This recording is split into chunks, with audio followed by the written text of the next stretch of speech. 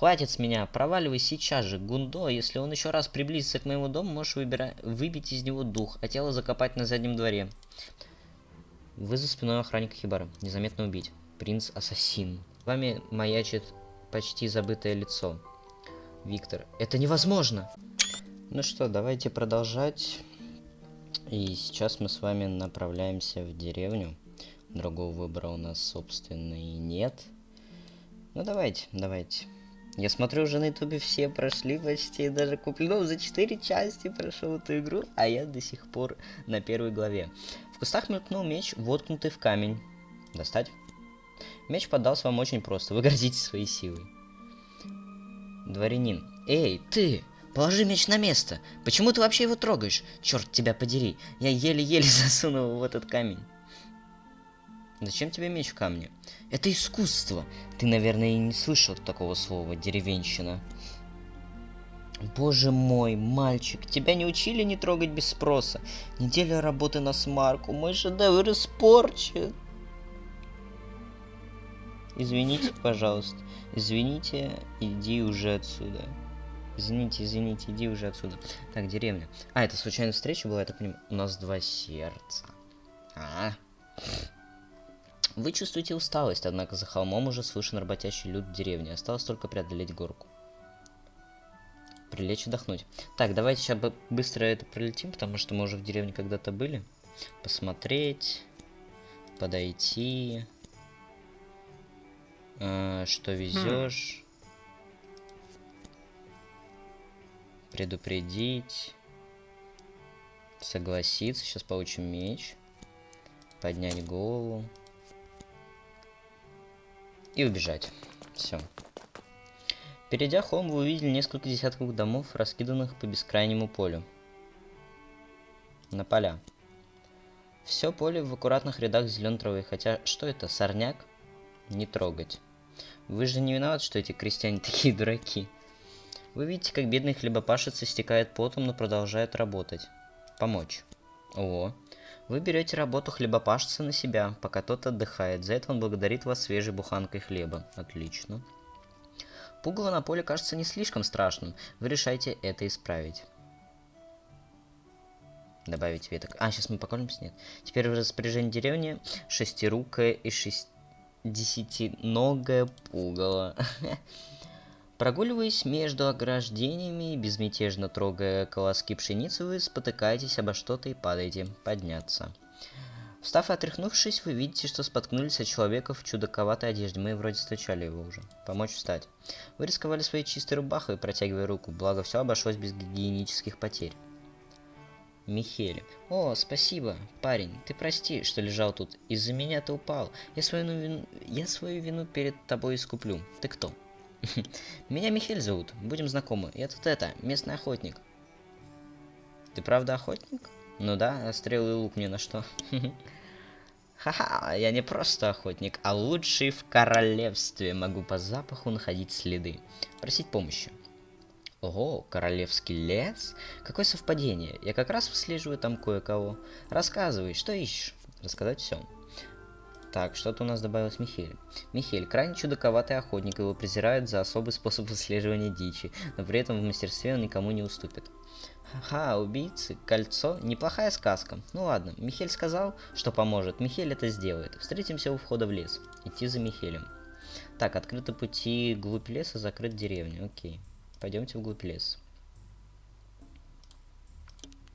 Вы встречаетесь с Михелем и добираетесь до королевского леса. Он предлагает пойти по знакомой ему тропе. Идти как шли на королевскую охоту. Михель не слушает вас и уже учуял более интересный след. Приходится двигаться за ним. Вы проходите вдоль широкой реки с кристально чистой водой.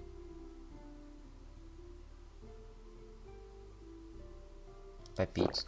О, чистая вода разливается по телу приятным холодком и словно излечивает вас. Кажется, что даже детский шрам на заду затянулся. Михель предлагает сделать небольшой привал и поохотиться на живность. Собирать ягоды, поваляться под деревом, поохотиться вместе. Следопыт.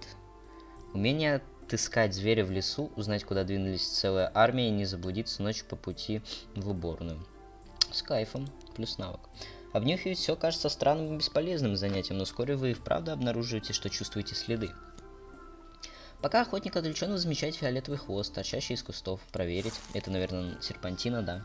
Вы убираете ветки руками и видите серпантину. Этот охотник какой-то странный, ваша светлость. Может быть, мне превратить его в собачку? Зачем? Ну как же? Так он быстрее чует нужный след. В смысле, давай? Хи-хи, я шучу. Были бы у меня силы, то давно уже сделал его вашим верным песиком. Вы двигаетесь в правильном направлении, но стоит поторопиться, согласиться.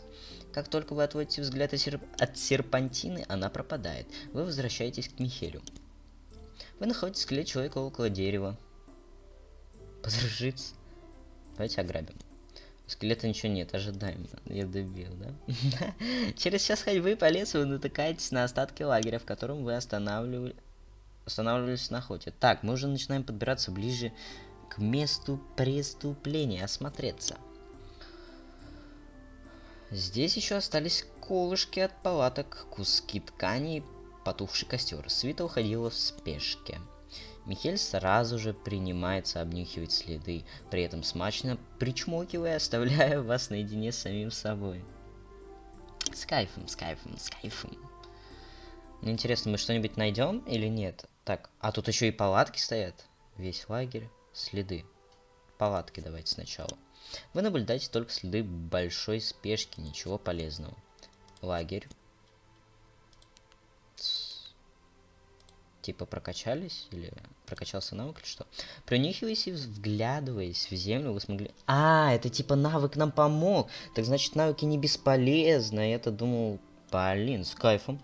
Принюхиваясь и вглядываясь в землю, вы смогли различить следы железных сапог, абатура, и они привели вас за дерево. Фу. Эй, пойди сюда. Подойти. Понюхай, эти следы пахнут кедром. И что? Что? А ты здесь видишь кедр? Остальные следы пахнут замковой пылью, то следы стражников. Давай ближе к делу. Ну, что же ты, ученик мой, эти следы отличаются от других. Их могли оставить убийцы, которых ты ищешь. Тогда идем. Вас одолевает дикий голод. К вашему счастью, вы наткнулись на полянку с разнообразными грибами. Красный, серый, зеленый. Блин. Давайте просуждаем. Насколько я помню, грибы, у которых есть вот такой вот ободочек, ядовитый. Да и он выглядит, в принципе, как мухомор. Ну, похож. Поэтому красный сразу отпадает. Зеленый какой-то больше на мох похож какой-то, я не знаю. Здесь вот шляпка. Вот этот... Мне что-то кажется, что с такими шляпками тоже ядовитый. Давайте зеленый пробуем. То, что вы приняли за гриб, оказалось комком грязи в виде гриба. Сплюнув, выдвинули... Я был прав. Это что-то типа моха было. Моха. Мха. Моха, ага, мха. Вы нашли опушку, на которой недавно останавливались... Так, осмотреть лагерь. Последуя от костра и по примятой траве вы можете представить обстановку лагеря. В центре опушки находится земляная насыпь. Михель говорит, что пахнет могилой. Осмотреть. Небрежно наваленная куча земли выдает спешку исполнителей. К тому же здесь уже побывали дикие животные. Насыпь немного разрыта когтями. Раскопать. Гульфик бандита. Опознавательный аксессуар местных бандитов и убийц. Больше такие не носит никто. Вы откопали бледный труп. Синий капюшон дал понять, что один из тех, кто пытался вас убить. Кольца вы не нашли, зато нашли гульфик, не знаю как правильно, который припрятали себе. А зачем он нам, если его никто не носит больше? Ладно, осмотреть округу. Почти все следы ног тщательно замели, однако пару отпечатков в земле вы все-таки обнаружили. Отлично. Капец отпечатки, конечно. Убийцы еще те. Следы не похожи на человеческие, скорее всего их оставили. Осмотреть. Обходя лагерь, вы видите еще следы вперемешку с лапами животных. Вам крайне трудно понять, куда ведут следы и кем они оставлены. Давайте позовем Михеля. Измазав нос в грязи, Михель напал на след. Вы идете... Боже. Вы идете по найденным следам, пока не замечаете груду мусора и пещеру неподалеку. Вы пытаетесь понять, что это. Но тут Михель отвлекает вас. Что такое? Дождь пошел. Запах не подтертой задницы, отвратительной стряпни. Блин, это те тролли, которых я выслеживаю. Что здесь делают тролли? Недавно заявились в лес, говорят, воевать собирается. Таскают с деревни скот на еду и кожу для седел. Пошли осмотрим, только будь тихо. Следовать. Из-за дождя вас сложно заметить. Вы прячетесь за кустами и осматриваете логово тролля. Уже 10 минут прошло, я в шоке. У входа в грот расположился тролль, подозрительный человек в синем. По капюшону вы догадались, что это один из убийц, и кажется, тролль заставляет его делать седла. Спросить совет у Михеля. Их там двое, второй спит в гроте, судя по храпу. Бедняга тот никуда не денется, а сами мы с троллями не управимся. Согласен. Надо вернуться в деревню. Сходишь к марграфу Кристиану и спросишь за помощь. Так и поступим. Вы последний раз смотрите на убийцу и с тяжестью в сердце возвращаетесь в деревню. Дом Кристиана, дом Михеля. Ага. Давайте к Кристиану сначала. Вы дошли до центра деревни. Впереди виден двухэтажный дом, в котором, по словам местных, живет марграф Кристиан. К дому. Наконец вы дошли до большого деревянного дома с резным фасадом и ставнями на окнах. Рядом со входом на лавочке сидит грозный темнокожий мужчина. Обойти дом. Кроме парадного входа, дверей больше нет. Дом выглядит внушительным. Без сомнений, здесь живет граф. Мужик на лавке сверлит вас взглядом. Обратиться к нему. Вы подходите к скамье, на ней удобно расположился внушительных размеров мускулистый мужчина в безрукавке. Я Гундо. Так. От глыбы камня его можно отличить только по шраму и цвету кожи. В целом, телохранитель марграфа Кристиана как раз должен вызывать страх, но если привыкнуть к его манерам, мужик вроде приятный. Я Гунда. Я тебя здесь первый раз вижу. Что ты хочешь? Дарить в пах, прогуливаюсь. У меня есть просьба к марграфу. Бандитов нынче развелось. Тебе лучше валить, пока я не принял тебя за одного из них. Уйти, наверное. Отходя от дома, вы уже начинаете продумывать другие варианты, но кое-что привлекает ваше внимание. Из дома выходит коренастый мужчина в изящной рубахе и кожаном жилете с золотыми полосами. Марграф Кристиан. Что произошло, Гундо? Почему я из своего кабинета слышу какой-то шум? А это кто такой? Я от Михеля. Что ему еще нужно? Эх, как я не хочу возиться с этим. И все же, кто ты такой? Ты не здешний. Неужели Михель ученика себе взял? Да. Слушай, если он тебя держит в плену и силой заставляет нюхать землю, заходи. В общем.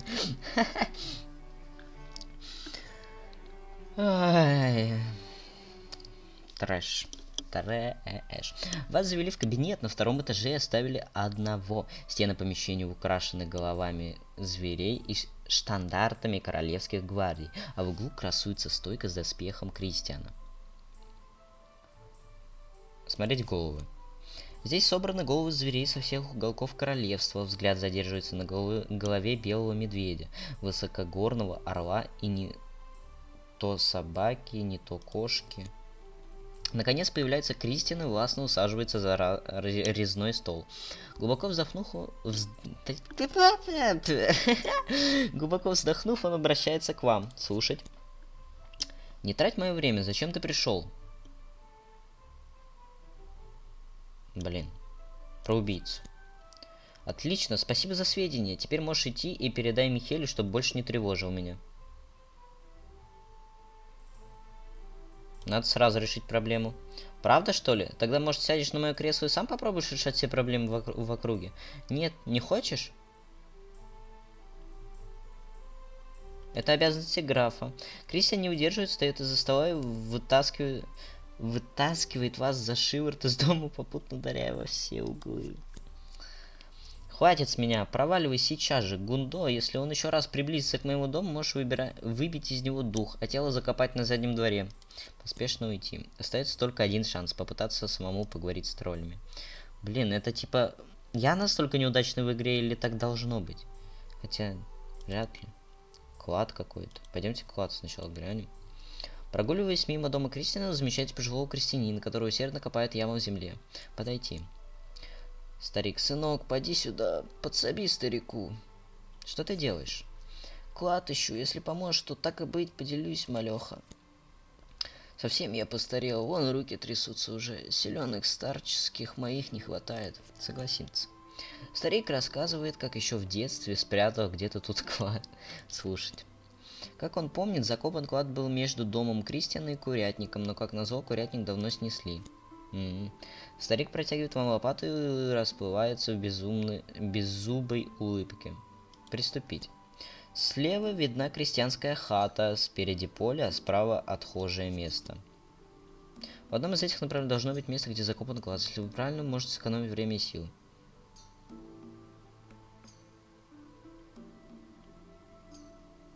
Поле.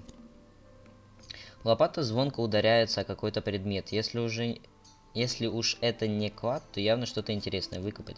Вы достаете из земли тяжелый кубок и отряхиваете его от земли. Золотой кубок украшен самоцветами, и на нем выгравировано не святой Грааль. Забрать себе. Пальцы, которыми вы схватили кубок, почернели, и вас пронзила резкая боль.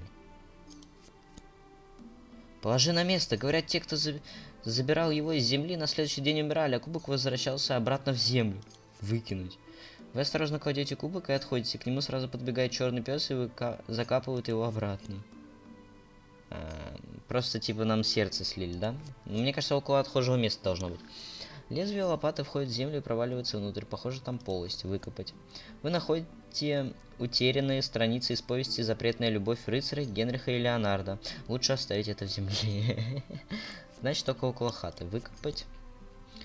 Кажется, вы угадали. Вы достаете большую кость, и тут же пробегающая рядом собака жадно выхватила находку. Принц, фу! Фу! Брось эту кость, глупый пес, мало ли чья это кость. Копать дальше.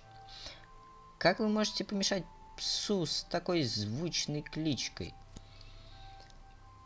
Так, копать наугад. Выкопать. Пусть хоть сейчас что-то полезное попадется. В большой яме плотно составлено несколько деревянных бочек. Чего? Давайте позовем старика. Наконец-то, не зря мы тут столько потели. Что это? Хе-хе, по молодости стащил у отца эти соленья и закопал здесь до лучших времен. Кстати, меня тогда так и не поймали. Вскроем? Совсем опух? Они тут 50 лет тухнут. Зачем они тогда? Ха-ха. Прости, старика, мне скучно стало, вот решил. Да ты угораешь! Вот и решил найти, наверное, громко вам сейчас было. Знаешь, на старости лет от скуки помереть можно, а теперь хоть кости размял. Ну-ну, не злись. На монетку благодарность. Закажешь похлебку в трактире. Ну, хоть так. В таверне вы обнаружили, что выданных монет не хватает даже на кружку воды. Ай, что у нас... пещера троллей, дом Михеля. Но это еще будет надолго, давайте пойдем в пещеру троллей. Не хочу затягивать надолго. Вы вновь встретились с Михелем и вернулись к логову троллей. Биться против них бесполезно, поэтому остается только поговорить. Может, что-то путное из этого выйдет. Приблизиться к троллю. Вас замечает тролль, а также убийца, который с надеждой смотрит на ваше приближение. Герцог. Неизвестно, откуда он понабрался этого, но этот тролль считает себя герцогом наравне с людьми. Впрочем, для троллей он правда ведет себя миролюбиво и даже не так сильно воняет. Посмотрите только, мелкий человек идет. Еще один. Ха-ха. Будешь вторым слугой. Заглянуть в пещеру. Вы замечаете, как наружу выползает второй тролль в платье. Герцогиня. Жена герцога и, соответственно, герцогиня. Из них двоих она, пожалуй, мозг. Непонятно, откуда она берет косметику, которая постоянно обмазывается. Было бы хорошо, если кто-то научил ей пользоваться. Только ей это не говори. Я вообще-то принц. Если ты принц, то я тебе... То я тебе служу. А я тебе не служу. Получай за вранье. Дурачина, посмотри на его хитрые глазенки. Брось ты его в пещеру, пусть посидит и станет хорошим слугой. Сопротивляться. Вырваться из схватки герцога ему приходится хрустнуть вами, чтобы утихомирить. Ладно. Я, как обычно, заглянуть. Я криворукий. Честный. Тролль почесал голову, к такому он не был готов. Значит, человек бесполезный. Ну тогда говори со слугой и уходи. Ура. Драчина на его хитрые глазенки. Повиноваться. Герцог аккуратно закидывает вас на плечо и несет в пещеру. Вся пещера завалена коровьими шкурами и уже готовыми седлами, а в углу свалены детские деревянные кони, для которых, видимо, седла и предназначаются. Как вы это достали? О, это я все натаскал из... Герцога прерывает второй тролль в платье. Ты чего удумал? Выдать все секреты маленькому человеку? Он же еще и не слуга, так что молчи. Наблюдать за троллями. Запоминай, маленький человек, он герцог, а я герцогиня. Только так нас и зови. Будешь сидеть со мной, пока не захочешь слугой стать. Выбора у меня нет. Расплывшись в улыбке, герцог активно закивал жене. Герцогиня залезла на трон, собранный из различного мусора, и пытается уснуть. Ну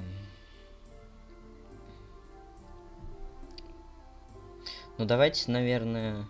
Подожди, она пытается уснуть, но она же не уснула. Поговорить. Ну поговорить... Попытаться... Опять громко, да?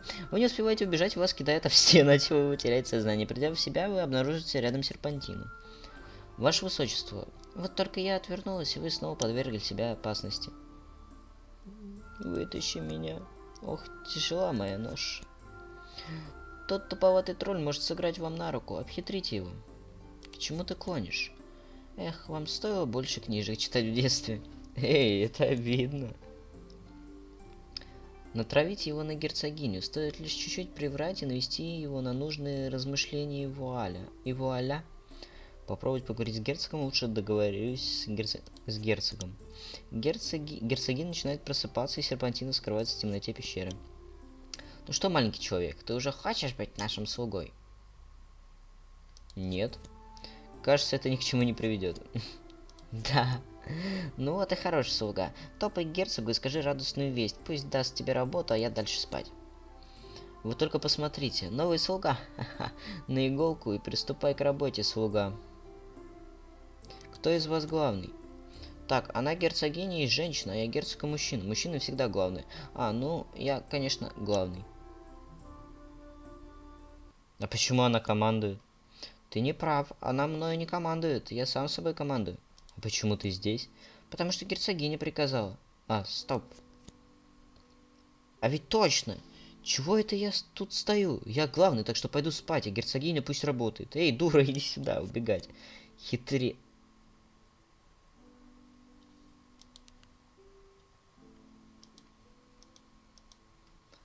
Вот это мне, конечно, титул подкинули. Вы посмотрите просто на вот это вот.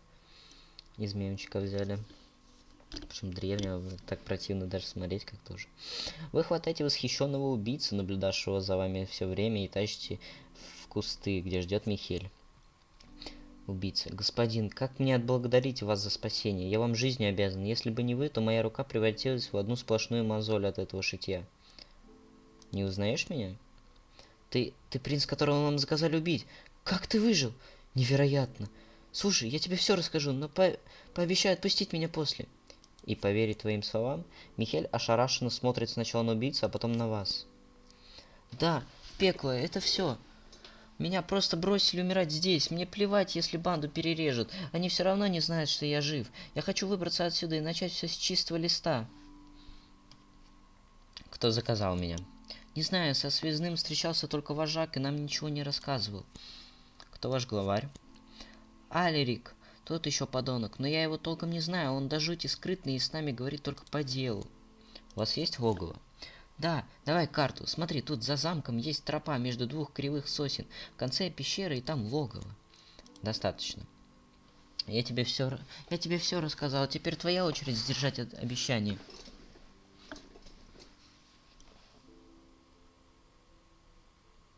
Отвести Кристиану. Михель связывает разгневанного убийцу, но прежде чем увести его, кладет вам на руку плечо и желает удачи. Так, лагерь убийц. Ну, время еще есть, давайте сгоняем. Надеюсь, быстро пролетим, хотя, по идее, не должны. Вы идете по тропе между двух кривых сосен. Вдалеке замаячила старая хибара, а дорогу караулит убийца.